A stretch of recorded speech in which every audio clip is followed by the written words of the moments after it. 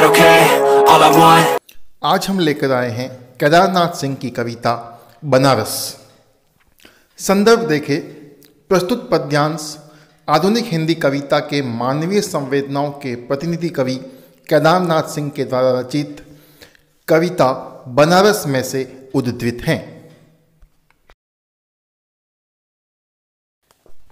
अब देखते हैं इसका प्रसंग। इस कविता में कवि केदारनाथ सिंह ने बनारस के सांस्कृतिक एवं सामाजिक परिवेश का सजीव चित्रण किया है। इसमें कवि ने बनारस शहर की आस्था, श्रद्धा, विरक्ति, विश्वास, आश्चर्य, श्रद्धा और भक्ति के साथ जागृत चेतना और नवीन उल्लास का सजीव चित्रण अथवा सचित्र वर्णन किया है। अब देखते हैं इस कविता की व्याख्या। इस शहर में वसंत अचानक आता है और जब आता है तो मैंने देखा है लहरतारा या मडवाडीह की तरफ से उठता है धूल का एक बवंडर और इस महान पुराने शहर की जीप किरकिराने लगती है। यहाँ दो शब्द आए हैं, लहरतारा या मडवाडीह। ये दोनों बनारस के मोहल्लों के नाम हैं। बवंडर शब्द का अर्थ होता है आंधी या अंधड़। तो ये दो कठिन शब्द हैं जिनके अर्थ हैं। अब देखते हैं इसका अर्थ और व्याख्या। कवि केदारनाथ सिंह कहते हैं कि बनारस में वसंत का आगमन अचानक होता है जिसके लिए शहर पहले से तैयार नहीं है। बनारस में लहरतारा या मडवाडीह नामक मोहल्ले से धूल भरी आंधियाँ चलने लगती है। इस कारण पुराने शहर बनारस के प्रत्येक भाग में यानी हर मोहल्ले में धूल ही धूल भर जाती है। इस धूल के कारण जिस प्रकार मुंह में किरकिरापन हो जाता है उसी प्रकार सारे शहर में धूल ही धूल हो जाती है। तब ऐसा लगता है मानो बनारस शहर की जीभ किरकिरी हो गई है। अर्थात वसंत के आगमन के साथ ही बनारस में धूल भरी आंधियां चलनी शुरू हो जाती है। जो है वह सुगबुगाता है, जो नहीं है वह फेंकने लगता है पचकियाँ। आदमी दशाश्वमेध पर जाता है और पाता है घाट का आखिरी पत्थर कुछ और मुलायम हो गया है। सीढ़ियों पर बैठे बंदरों की आंखों में एक अजीब सी नमी है और एक अजीब सी चमक से भर उठा है। भिखारियों के कटोरों का निचाट खालीपन। तुमने कभी देखा है खाली कटोरों में बसंत का उतरना? इन पंक्तियों की व्याख्या हम करें उससे पहले इनके कठिन शब्दार्थ देखें। सबसे पहले सुगबुगाना। सुगबुगाना का अर्थ होता है जागने की क्रिया या जागरण। पचकिया, पचकिया का अर्थ होता है अंकुरण। दशाश्वमेध यह बनारस के एक घाट का नाम है जो सबसे प्रसिद्ध घाट है और निचाट का अर्थ है बिल्कुल। अब हम देखते हैं इसका अर्थ और व्याख्या। जो है वह सुगबुगाता है, जो नहीं है वह फेंकने लगता है पचकिया। कवि कहते हैं कि बनारस में वसंत की हवा चलने पर जो अस्तित्व में है उसमें सुगबुगाहट होने लगती है। अर्थात उसमें कुछ न कुछ क्रिया होने लगती है। और जो अस्तित्वहीन है, जो निर्जीव है, जिनका अस्तित्व नहीं है, उनमें नए अंकुर फूटने लगते हैं, चाहे वो बीज हो चाहे और कोई। आदमी दशाश्वमेध पर जाता है, यानी निर्जीव और सजीव, अस्तित्ववान और अस्तित्वहीन सभी में बसंत की हवा का असर या उसका प्रभाव पड़ता है। लोगों में असफलताओं के बावजूद एक नई उमंग, एक नया संकल्प भरकर नव जीवन का संचार होने लगता है। अगली पंक्तियां हैं, आदमी दशाश्वमेध पर जाता है। दशाश्वमेध बनारस का जो घाट है, उस घाट पर जब कोई व्यक्ति जाता है तो वहां जाने वाला प्रत्येक व्यक्ति उसे ऐसा लगता है मानो और पाता है घाट का आखिरी पत्थर कुछ और मुलायम हो गया है। तो उसे ऐसा प्रतीत होता है मानो नदी को स्पर्श करने वाला घाट का, इस दशाश्वमेध घाट का अंतिम पत्थर कुछ और नरम हो गया है, यानी उसकी कठोरता कम हो गई है। और ये कठोरता उसी प्रकार है जिस प्रकार से किसी पाषाण हृदय पत्थर या पाषाण हृदय व्यक्ति, पत्थर दिल व्यक्ति का हृदय बदल जाता है, परिवर्तित हो जाता है उसके व्यवहार में परिवर्तन आ जाता है। अगली पंक्तियां हैं, घाट पर बैठे बंदरों की आंखों में एक अजीब सी नमी है। कवि कहते हैं कि घाट पर जो बंदर बैठे हैं उनकी आंखों में एक विशेष प्रकार की चमक है और साथ ही एक विशेष प्रकार की नमी है और एक अजीब सी चमक से भर उठाएं, यानी उनकी आंखों में नमी भी है और उनकी आंखों में चमक भी है। भिखारियों के कटोरों का निचाट खालीपन तुमने कभी देखा है? खाली कटोरों में बसंत का उतरना। कवि यहां कहते हैं कि घाट पर बैठे भिखारियों के कटोरे भिक्षा से भर जाते हैं, यानी उनके जो कटोरे अभी तक खाली थे, यहाँ लोगों की इतनी भीड़ हो जाती है, इतनी उमंग होती है कि लोग उनको कुछ न कुछ देते जाते हैं, तो उनके कटोरे भिक्षा से भर जाते हैं, जैसे उन कटोरों के अंदर बसंत उतर आया हो। जो दीनहीन व्यक्ति हैं, जो गरीब व्यक्ति हैं, उनमें भी इस वसंत में एक उमंग का आगमन वहां बनारस में होता है। यह शहर इसी तरह खुलता ही होता है। यह शहर इसी तरह रोज रोज एक अनंत शव ले जाते हैं कंधे अंधेरी गली से चमकती हुई गंगा की तरफ। यहां एक कठिन शब्द है अनंत, और अनंत का अर्थ होता है जिसका कभी अंत नहीं हो, अर्थात बहुत अधिक, अनेक। अब देखते हैं इसका अर्थ, व्याख्या। यह शहर इसी तरह खुलता है, इसी तरह भरता और खाली होता है यह शहर। कवि कहते हैं कि बनारस की ये विशेषता है कि यहाँ दिन वसंत की तरह ही उल्लास, उमंग और प्रसन्नता के साथ प्रारंभ होता है, इसी तरह भरता और खाली होता है यह शहर। लोग आशा और उमंग के साथ जीते हैं और यह शहर बनारस जिस तरह खुलता है और जिस तरह भरता जाता है, उसी तरह यह शहर खाली भी होता रहता है। क्यों? क्योंकि इसी तरह रोज रोज एक अनंत शव ले जाते हैं कंधे, क्योंकि यह प्रतिदिन कोई न कोई शव गंगा के किनारे लाया जाता है, क्योंकि यहां पर पुण्य माना जाता है। मृत्यु के बाद लोग प्रतिदिन यहां पर भी मृत्यु होती है, तो लोग प्रतिदिन शवों को कंधों पर रखकर अंधेरी गली से निकलकर गंगा की ओर दाह संस्कार के लिए ले जाते हैं, अंधेरी गली से चमकती हुई गंगा की तरफ, अर्थात मृत्यु के अंधकार से निकाल करके शव को मोक्ष के प्रकाश की ओर ले जाया जाता है। यहां पर अंधेरी गली का अर्थ है मृत्यु का अंधकार और चमकती हुई गंगा का अर्थ है प्रकाश। कौन सा? मोक्ष का प्रकाश।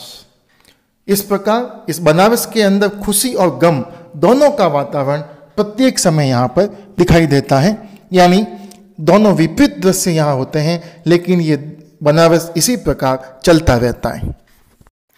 अगली पंक्तियाँ हैं, इस शहर में धूल धीरे धीरे उड़ती हैं, धीरे धीरे चलते हैं लोग, धीरे धीरे बजते हैं घंटे, शाम धीरे धीरे होती हैं। यह धीरे धीरे होना, धीरे धीरे होने की सामूहिक लय दृढ़ता से बांधे हैं समूचे शहर को। इस तरह की कुछ भी गिरता नहीं है, कि हिलता नहीं है कुछ भी, कि जो चीज़ जहाँ थी वहीं पर रखी है, कि गंगा वही है, कि वहीं पर बंदी है नाव, कि वहीं पर रखी है तुलसीदास की खड़ाऊ सैकड़ों बरस से। यहाँ एक शब्द आया है खड़ाऊ, और खड़ाऊ का अर्थ होता है लकड़ी से बनी पैरों में पहनने की पादुकाएं, जो साधु सन्यासी पहना करते थे, वो खड़ाऊ। अब देखते हैं हम इन पंक्तियों की व्याख्या और अर्थ। बनारस की जीवन शैली का वर्णन करते हुए कवि कहते हैं कि इस शहर में धूल धीरे धीरे उड़ती है, धीरे धीरे चलते हैं लोग, धीरे धीरे बजते हैं घंटे। अर्थात कवि कहते हैं कि इस शहर में धूल धीरे धीरे उड़ती है, यहाँ के लोग धीरे धीरे चलते हैं, और मंदिरों और गंगा के घाटों पर घंटों की आवाज भी अत्यंत मंद होती है। शाम धीरे धीरे होती है, और यहाँ पर शाम यानी संध्या भी धीरे धीरे होती है, अर्थात बनारस में जीवन सहज रूप से चलता है। वहाँ किसी प्रकार की लोगों में भागदौड़ और प्रतिस्पर्धात्मक भावना नहीं है, भागदौड़ नहीं है, प्रतिस्पर्धा नहीं है, और आगे कवि कहता है, धीरे धीरे होने की सामूहिक लय दृढ़ता से बांधे हैं समूचे शहर को। यहाँ के लोगों की जो ये सामूहिक भावना है, ये सामूहिक मंथर गति है, इसी ने सारे शहर को बांधा हुआ है। इस मजबूत बंधन के कारण ही इस तरह कि कुछ भी गिरता नहीं है, गिरने का अर्थ यहाँ पर है पतन से, कि हिलता नहीं है कुछ भी, जो चीज जहां थी वहीं पर रखी है। कवि कहते हैं कि इस मजबूत बंधन के कारण यहाँ की हर वस्तु अपने स्थान पर स्थिर है, वे गिरती और हिलती नहीं है, अर्थात इनका कभी पतन नहीं हुआ है। गंगा के प्रति आस्था और श्रद्धा भी अडिग है कि गंगा वही है, अर्थात गंगा के प्रति वही आस्था है, वही श्रद्धा है जो हजारों सालों से चली आ रही है। कि वहीं पर बंदी है नाव, नावें भी अपने निश्चित स्थान पर ही बंदी रहती हैं जहाँ पर सदैव से बंदी आई है। कि वहीं पर रखी है तुलसीदास की खड़ाऊ सैकड़ों बरस से, और सैकड़ों वर्षों से तुलसीदास जी की खड़ाऊ भी वहीं पर रखी हुई है। इस प्रकार पुराने मूल्य, मान्यताएं, आस्थाएं, विश्वास, श्रद्धा, ये सभी बनारस की धरोहर के रूप में आज भी सुरक्षित हैं। बनारस की आध्यात्मिकता और भव्यता अब भी जैसे की तैसी है, जैसी सैकड़ों हजारों बरस पहले थी। अब आगे की पंक्तियां। कभी सही सांझ बिना किसी सूचना के घुस जाओ इस शहर में, कभी आरती के आलोक में इसे अचानक देखो। अद्भुत है इसकी बनावट, ये आधा जल में है, आधा मंत्र में है, आधा फूल में है, आधा शव में है, आधा नींद में है, आधा शंख में। अगर ध्यान से देखो तो यह आधा है और आधा नहीं भी है। सही सांझ का अर्थ होता है संध्या का प्रारंभ, और आलोक का अर्थ होता है प्रकाश। अब देखते हैं इसका अर्थ और इसकी व्याख्या। इन पंक्तियों में कवि बनारस के संध्याकालीन सौंदर्य का वर्णन कर रहा है और कहता है कि कभी संध्या प्रारंभ के समय अचानक इस बनारस नगरी में प्रवेश करो और इसे देखो तो एक अजीब दृश्य दिखाई देता है। संध्या की आरती के समय जब इस शहर को देखते हैं तो ऐसा लगता है मानो यह शहर आधा जल में है, आधा मंत्र में है और आधा फूल में है। यानी संध्या के समय मंदिरों और घाटों पर आधा बनारस यानी आधे बनारस के लोग जल, मंत्र और फूलों से भगवान की आरती उतारने में लीन रहते हैं। उसी समय दूसरी ओर गंगा के तट पर चिताएं जलती हुई दिखाई देती हैं। इस प्रकार यह शहर आधा नींद में और आधा शव में दिखाई देता है। तो कहीं आधे शहर में शंख की ध्वनि सुनाई देती है, अर्थात आधा शहर नींद की अचेतनता में डूबा रहता है, तो कहीं देर रात तक पूजा पाठ होता रहता है। इस प्रकार आधा शहर प्राचीन संस्कृति के रूप में देखने को मिलता है और आधा शहर प्राचीनता, आध्यात्मिकता, भक्ति में, तो आधुनिक संस्कृति में भी आधा शहर डूबा हुआ दिखाई देता है। जो है वह खड़ा है बिना किसी स्तंभ के, जी नहीं है उसे थामे हैं राख और रोशनी के ऊंचे स्तंभ, आग के स्तंभ, पानी के स्तंभ, धुएं के, खुशबू के, आदमी के उठे हुए हाथों के स्तंभ।